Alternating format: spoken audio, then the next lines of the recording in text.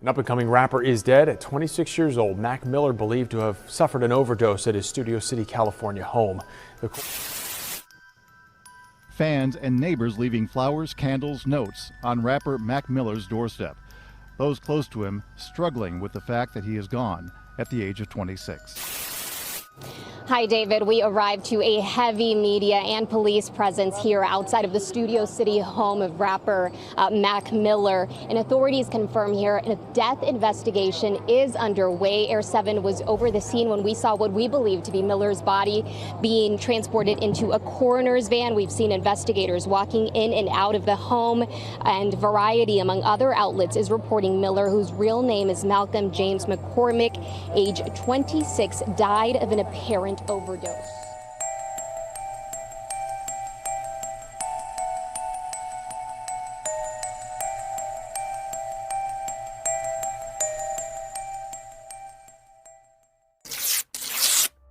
August 6, 2018.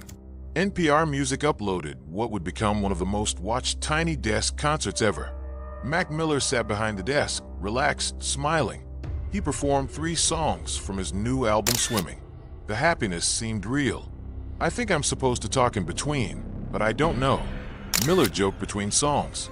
Let's just stand here and exchange looks. That would be nice. His friend Thundercat joined him on bass.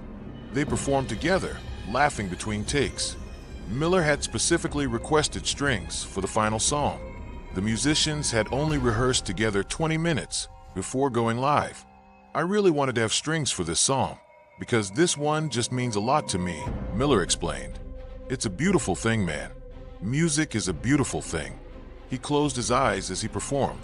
The lyrics hit different now. Nobody knew these would be among his final performances for a public audience. September 3rd, 2018. For days before his death, Mac Miller performed at the Hotel Cafe in Hollywood. It was an intimate setting, maybe 100 people. His last full performance. The show was meant to be a preview for his upcoming swimming tour, scheduled to start in October. Miller brought a full band. They performed songs from Swimming in front of close friends and family. The venue was small, cozy. Tables were set up instead of a standing room crowd. It was the kind of atmosphere that fit Miller's new sound perfectly. The video of him performing Hurt Feelings was posted to his YouTube channel on September 6th. September 6th, 2018. Thursday night, Miller went live on Instagram. The clip showed him at his keyboard, smiling, making beats. He looked comfortable, happy even. I love how comfortable I am making a beat on live, he said to his followers. He was interacting with fans, showing them his creative process.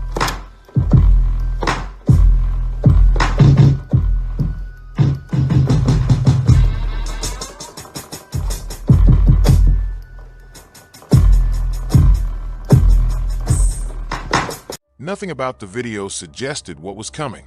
According to those who saw it, Miller seemed excited about the future. He had plans. A music video shoot scheduled for the next day.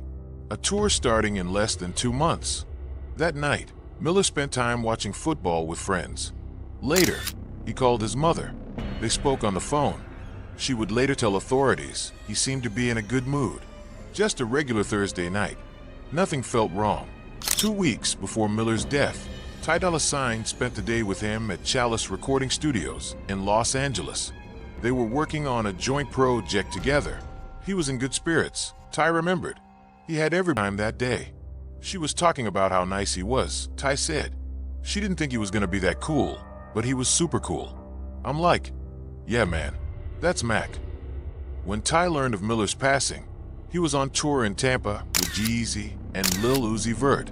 He got the news via text message. I went outside of my bus to try to catch a breather, he said.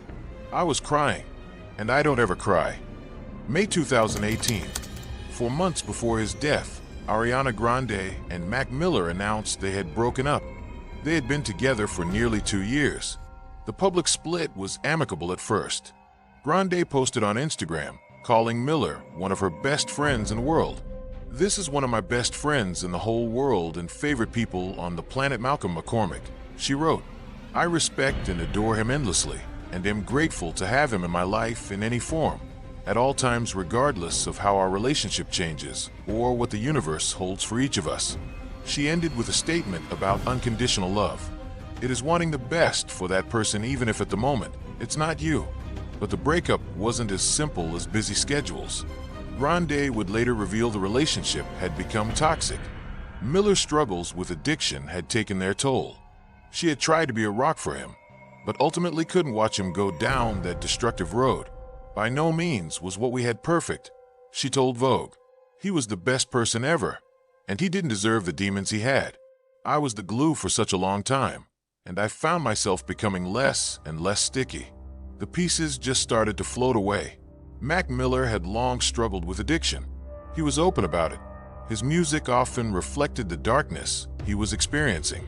In 2012, while making his mixtape Macadelic, his dependence on lean, a combination of codeine and promethazine, had peaked. "I love lean. It's great," he told Complex in January 2013. "I was not happy, and I was on lean very heavy. I was so fucked up all the time it was bad. My friends couldn't even look at me the same. I was lost." He quit promethazine in November 2012. By 2014, he was taking drugs daily. The final track on his mixtape Faces, Grand Finale, was supposed to be the last song I made on Earth, he said. By October 2016, he had been sober for 3 months. He noted his better mood and maintained creativity, but sobriety didn't stick. According to a statement in his autopsy report, Miller was attempting sobriety, but had frequent slip-ups that could be excessive. His assistant later told authorities that the last such incident before the night of his death had been on September 4th, just 3 days before he died. September 4th, 2018. Late that night, Miller reached out to Cameron James Pettit. He wanted drugs. Specifically, he asked for oxycodone pills, cocaine, and Xanax. According to text messages recovered by investigators, Miller proclaimed his love for oxycodone, or Perks for the brand name Percocet. He also asked for bars of Xanax and a ball of cocaine. Pettit agreed to supply Miller with 10 blues, street term for 30 milligram oxycodone pills, along with the cocaine and Xanax. But Pettit didn't have the pills himself. He ordered them from Stephen Walter, a known drug supplier. Walter instructed Ryan Revis to deliver the narcotics to Pettit. What Miller didn't know was that the pills weren't real oxycodone. They were counterfeit, laced with fentanyl, a synthetic opioid 50 times more potent than heroin and 100 times more potent than morphine. September 5th, 2018. Early morning hours. Pettit made the delivery to Miller's Studio City home. He handed over the cocaine, the Xanax, and the 10 blue pills that looked like oxycodone but contained fentanyl. Miller didn't know what he was taking.